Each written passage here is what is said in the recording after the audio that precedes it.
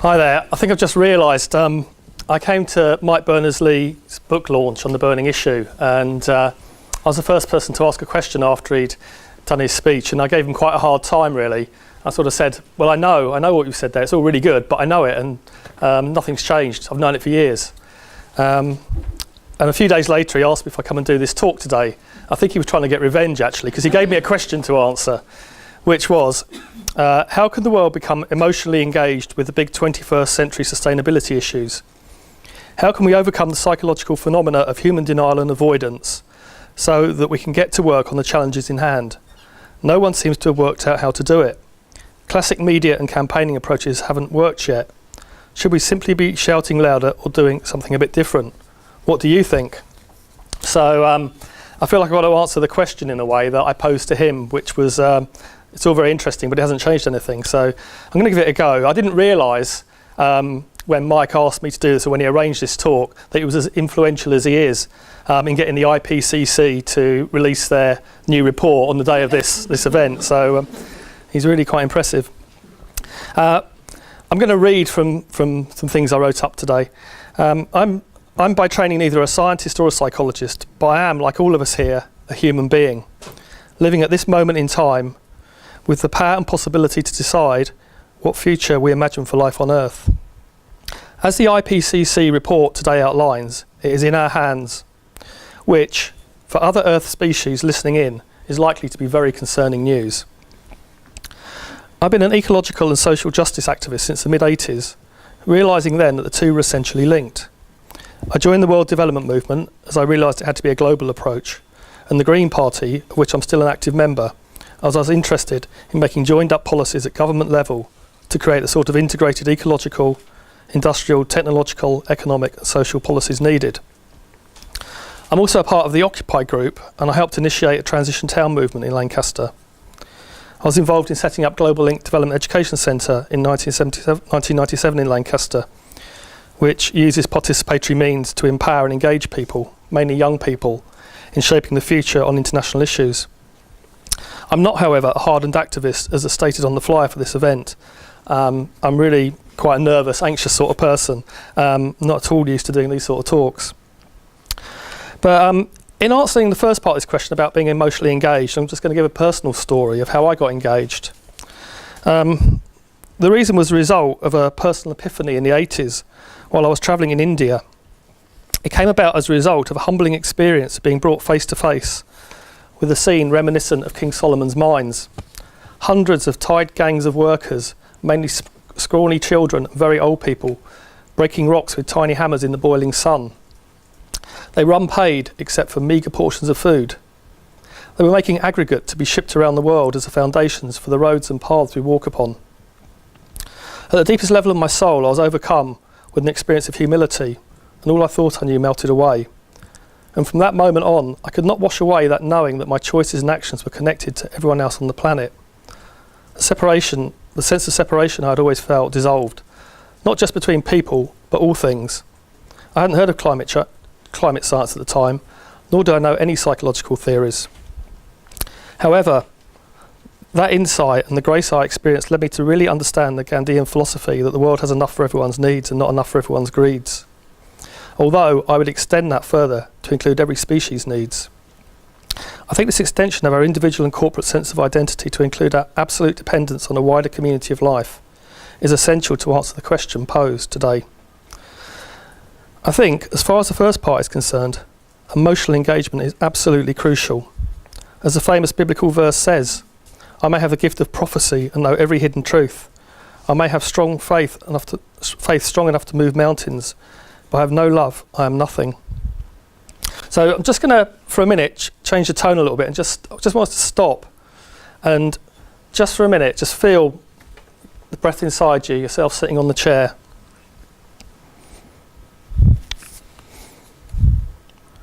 And just to listen, see what you hear.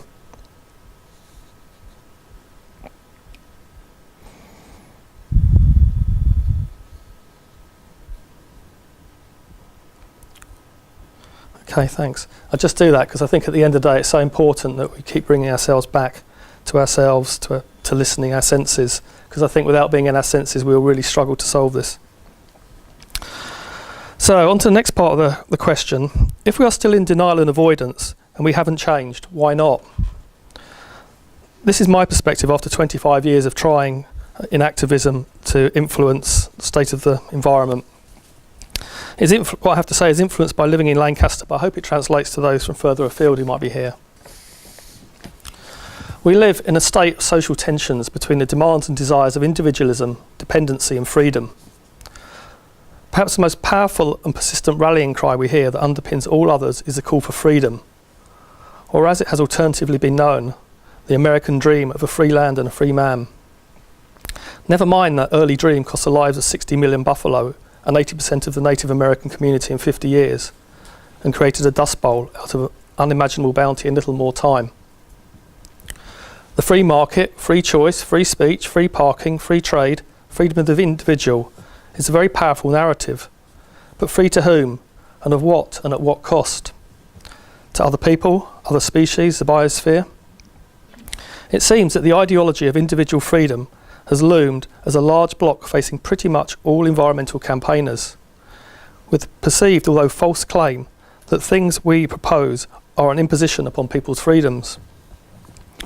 As my experience showed me, one of the main reasons we do not respond to climate concerns, even though we know the facts, is that for the most part we do not see the cost in human and ecological terms, as it is hidden away behind fences, borders and under seas and the soil. We do not have to breathe the smog and chemicals in the air of a Chinese city, feel the horror of working in a sweatshop in Bangladesh, drink from polluted oiled waters in Nigeria courtesy of British Petroleum. We don't see many miners these days coming home covered in grime with hacking polluted lungs. We don't see the orangutan losing its habitat so that we can have palm oil to make our biscuits. We do still have a large working class who are working marginally more sanitised conditions, but they are usually a long way removed from policymakers. The further up the social scale we climb, our environments often become more and more detached. Freedom on a giant scale comes with huge responsibilities. We can all make a difference by searching our consciences. Is the fate of another being as important as our own? Should we limit carbon use per head in a cap and share or contraction and convergence way? I'd be happy to try, but I'm not sure the Daily Mail or its millions of readers would agree. One of the main issues we have to look at, and I think has maybe been omitted from a lot of the arguments, certainly academic and rational arguments, is the role of power. Our efforts so far have not worked because we're in the grip of the out-and-out control of an economic and political system, social ideologies that work against sustainability. Allowed to continue, neoliberal capitalism will continue to create warfare, mayhem and destruction on the planet as resources become more stretched and contested. Capitalism's rapacious internal logic of needing to make everything a commodity for individual ownership has required every means possible to destroy the idea and concept of a shared commons of life that we're all dependent on. It seems ever more cruelly ironic that our government sits in the House of Commons, yet spends most of its energy enforcing laws and statutes privatising all aspects of the commons: knowledge, seeds, water and land. Indigenous communities the world over would roll in their great spirit graves and say, how can you buy or sell the sky or the warmth of the land? It seems to go without mention that the three basic rules of a free market, the first two are acknowledged and promoted, the free movement of capital and goods, while the third, the free movement of labour, is swept under the carpet and never mentioned. The horrible vilification of immigrants is of the same nature as the externalisation of environmental costs. I'm sure those like the Chinese cockle pickers driven here and who died in Morecambe Bay just wanted to get a piece of the pie that they had slaved to make. This denial of the schizophrenia about the free market daunts the whole climate change debate. Private banks, with the legal status of individuals, create our money supply by loaning at interest, thus entailing the imperative of compound interest to repay the ever-increasing exponential total debt inherent in a debt money system. As we see the panic on the news each month when growth figures are announced, we have created a system whereby economic growth is not an option, but a compulsion. I'm not sure I'd say an addiction, as in the question, but it certainly plays out as if it were. We can do nothing but consume the planet in this paradigm. Whatever the impacts on our soil, soul and society, in the pursuit of profit, nothing is left untouched. And worse, those with the money to lend, in effect, have an endless pump to suck up the money from the poor who borrow, see Africa and make poverty history, see here in Lancaster on the estate where I live. We need to take back the power and the privileges from private banks to create our money supply and return it to a common treasury.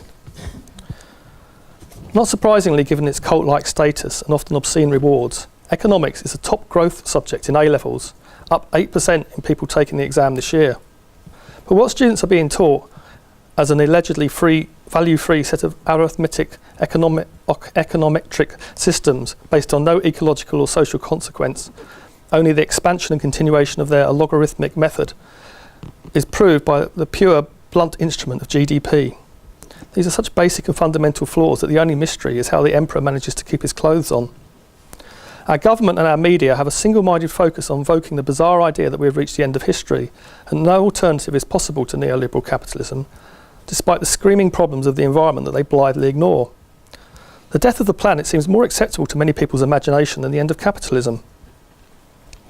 The media play a huge part in dictating our cultural environment and are ruthless. Back to the question today, perhaps the answer is that the media and campaigning has very much worked, but just not for us. The 14.6 billion spent on advertising in Britain last year and Murdoch's vast reach drowned out many of our best efforts. Murdoch and corporate-owned media's general hatred of the environment knows no bounds because it explicitly and implicitly challenges the idea of limitless growth and the freedom and challenges corporations on their responsibility beyond their own interests. Maintaining the American dream, of which Britain is a special relation, has required huge use of energy and violence to shape the world. Britain and America have maintained and expanded a massive military global reach to bully and ensure our needs are met. £682 billion in America last year, while 15% of the international arms were manufactured in Britain. War is by far the most energy profligate and wasteful of all technologies, and the cost in so many ways against the ecosystem is horrific. It is pretty clear we need to spend this vast budget to invest in life-enhancing innovations and systems, and maybe the IPCC report today can be a catalyst to direct some of that spending in the right place. We do need to get out of this little view of countries competing against themselves and see ourselves in one Gaian world. Another reason we haven't changed in response to the strong and unequivocal ecological messages is that, in this country at least, we haven't had to. As a country, we are still, in occupied terms, in the 1%, or perhaps more correctly, in the 12% of rich world countries that consume 62% of the world's manufactured goods. Our power on the G8, Security Council, and through the massively powerful City of London still ensures our baseline is pretty high. However, the question remains, are people willing to reduce their ecological freedoms, pensions, earnings, so others may have more? Who would vote for that? Even if a person sees a need for change in their actions, it often doesn't seem worth it, given that a person's contribution, although needed, is nearly inconsequential to addressing the bigger issue and may require some personal cost. Why would the person make the effort, particularly when it is uncertain or even unlikely that others will do so and may in fact be looked at critically by others? It is difficult and insufficient to expect individuals alone to make the types of changes needed. They need more than just personal support or a simple nudge. What is the larger narrative about ourselves and our place in the evolutionary scheme of things? It seems in a very simplified way that we have to enter a new epoch of human consciousness. For many thousands of years, it appears we lived in a simple relationship with nature, a womb-like oneness, but vulnerable to the vagaries of nature. With the advent of agriculture and development of tools, we began to eat more and more from the tree of knowledge. We discovered our separation from nature. Science, its Cartesian dualism and the focus on the mechanics of things proved invaluable in understanding more about the structure of our planet and how we could alter it for our use. This yang, masculine, adolescent phase of adventure, power and control started to dominate. However, that very journey took us at its peak moment out into space and to the moon, which provided what perhaps has become a stronger icon than ever before, the picture of our fragile, water-dominated blue Earth home. As Robert Jastrow said at the time, strange developments are going on in astronomy. They are fascinating partly because of their theological implications and partly because of the peculiar reactions of scientists. For the scientist who has lived by faith in the power of reason, the story ends up like a bad dream. He has scaled the highest peak. As he pulls himself over the final rock, he is greeted by a band of theologians who have been sitting there for centuries. I think that maybe, to take another biblical analogy, We are prodigal sons and daughters, returning from our adventures, slightly humbled, wiser with the information, but knowing we need to enter a new epoch, if not of elderhood, at least of adulthood, where we can start to assemble the integrated wisdom of all the people throughout time, such as the Aboriginals who have spent 60,000 years living on the same areas of fragile land. I think this is our task. Progress is not so much about going forward as looking sideways. I think the view from space has informed a new view, the Limits to Growth report in 1972, all the international efforts since then to construct global agreements on forests, wildlife conservation, acid rain, aerosols, Earth summits, environmental controls, and today's IPCC report with 195 nations involved. Hopefully also James Lovelock's insights into the Earth being a self-regulating system is changing the way for a new generation of seeing ourselves as one Gaia consciousness that knows deeply we are part of a living planetary body with a very fragile biosphere, that when it heats up by 2 degrees, we can understand it is the same as our body heating up by 2 degrees. We become ill. We need to continue to lobby and campaign for a politics and social system that understands in all its corridors that we are primarily aspects of a larger living body.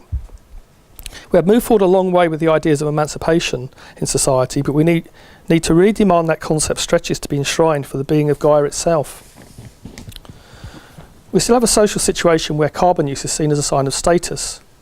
I used to be a community worker and always used to think I should work on the wealthy estates with their 2 4x4s in the drive, huge homes to heat, and frequent flights around the country and the world, rather than working with communities who still pop next door to borrow sugar or a lawnmower. From an ecological viewpoint, we still need to change the basic assumptions about good citizenship. As the popular book The Spirit Level has concluded, more equal societies are better for everyone, and that often the main drivers of growth and consumption are not happiness but comparing oneself to others and their social status on a never-ending escalator. Consistent research has shown that the more equal the society, the better for all, less fear of crime, less ill health, less stress. We have measurements to prove this, but we need to dethrone the economic ones from their present high positions. Individual campaigning groups do a fantastic job in raising concerns. There are thousands of them, and they can be strengthened in diversity, but too often their efforts are not joined up, and in the competitive climate we live in, they also end up competing against each other for funds and space. It's a challenge that many activists, academics and campaign groups are fiercely independent, but this is a shared global challenge, and the IPCC report is a great example of people coming together in collaboration. Writer Paul Hawken has done research identifying 2 million green and social justice groups around the world. We need a synergy of that power to realise our strength. A big problem in this country has been the disjuncture between the labour movement and the environment movement. They have at best tended to view each other suspiciously and at worst with hostility, with the flames fanned by the bosses, industrialists and politicians protecting their profit line above all else. Their argument runs that jobs would be lost as environmentalists want to destroy their jobs, and for employers and employees this is unacceptable. This is not the case, but maybe it is not clear enough even to unions that we are asking for a massive investment in low carbon technologies, research and infrastructure and cooperative ownership by creating planetary goods, not bads. Green groups feel stung at the apparent antagonism to their ideas for an emancipation of people and nature that is a powerful extension of the franchise and rights to all workers of the world. We need to develop the concept of green collar, not white collar or blue collar jobs that are focused on the good of the earth and future generations. We have as campaigners to at least understand we join up and are not just fighting on single issues. I am beyond frustrated and angry that after 25 years in politics, this has singularly failed to happen in the political mainstream, even within universities and businesses. I don't know loads about this university, but I'd like to see a course on green politics. I don't think there's ever been one, which I think is inexcusable. Nor I believe an ecological economics course, nor an eco-psychology course, or ecological law course, or future studies, or Gaia theory. Maybe I'm wrong, but I've never seen them. On a global scale, we maybe need a Gaian Council of Elders, respected people to speak on behalf of the planet, maybe as an adjunct to the UN. We maybe need a Gaian trade organisation that replace the dreadful World Trade Organisation, supported by all large political parties here and Western powers that have ripped apart the sovereignty of communities and countries worldwide to protect their cultures, knowledge and land from exploitation. The Gaian Trade Organisation would have just 2 concerns: human rights and ecological justice. We need a Gaian court to address ecological damage and ecocide, a project that people like Polly Higgins and Cormac McCullen are pursuing. We need a world reserve currency that's possibly linked to carbon, possibly an environment-backed currency. At the least, we need some form of global currency that is neutral and not the dollar or pound, or the global reserve currencies that distort the world trade. This proposal was put forward in the 40s by John Maynard Keynes. Called it the Bancor, but it still hasn't happened. It still seems valid. Perhaps the most encouraging areas of hope that I see are in design and the arts. In Lancaster, we have the fantastic co-housing project and workspace. I know many other new designs of groundbreaking ecological projects are taking place all around the world, and I'm sure here at the university. Our arts and theatres are great at setting the imagination racing for what is possible. Biomimicry, permaculture, integrated waste design, the work of people like Nancy and John Todd, Gunter Pauli and many others show what can be done. It seems our human ingenuity is unlimited. We just need to channel it with the correct understanding of our place in the wider creation. So keep feeling, keep sharing, keep loving, speaking truth to power. Ask, does what I do help the poorest and the species on the planet?